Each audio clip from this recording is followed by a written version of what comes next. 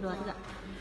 Negara Malaysia mempunyai berbagai-bagai latar belakang etnik yang sudah pasti membawa kepada bahasa dan budaya yang berbeza. Oleh itu, keperluan untuk hidup bersatu padu dan membentuk identiti negara bangsa menjadi agenda utama negara. Kertas kerja ini akan membincangkan aspek penting untuk menyatupadukan rakyat mengikut fungsi bahasa Melayu sebagai bahasa perpaduan melalui pendidikan.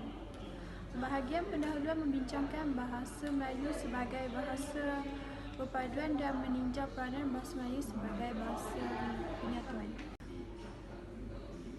Bagian kedua pula menjelaskan bagaimana bahasa Melayu berfungsi sebagai bahasa perpaduan melalui pendidikan dan membincangkan beberapa masalah yang menjadi punca kelunturan penggunaan bahasa Melayu sebagai bahasa perpaduan serta kesan yang timbul. Bahagian penutup merupakan kesimpulan tentang keupayaan bahasa Melayu memikul tanggungjawab sebagai bahasa perpaduan kaum beserta cadangan untuk terus mengukuhkan bahasa Melayu sebagai bahasa penyatuan kaum.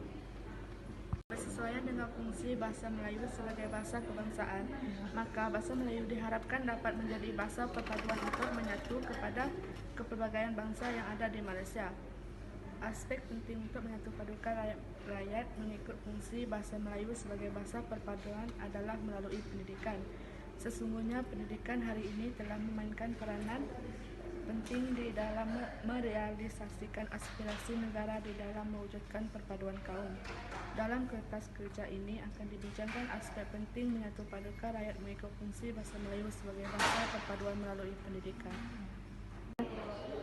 Bahasa Melayu bahasa perpaduan membawa pengertian bahasa yang menjadi lambang penyatuan, suara yang digunakan sebagai alat perhubungan di dalam lingkungan satu kelompok manusia antara individu dengan individu yang lain, yang berfungsi sebagai alat penyatukan rakyat yang berbilang kaum di dalam sebuah negara.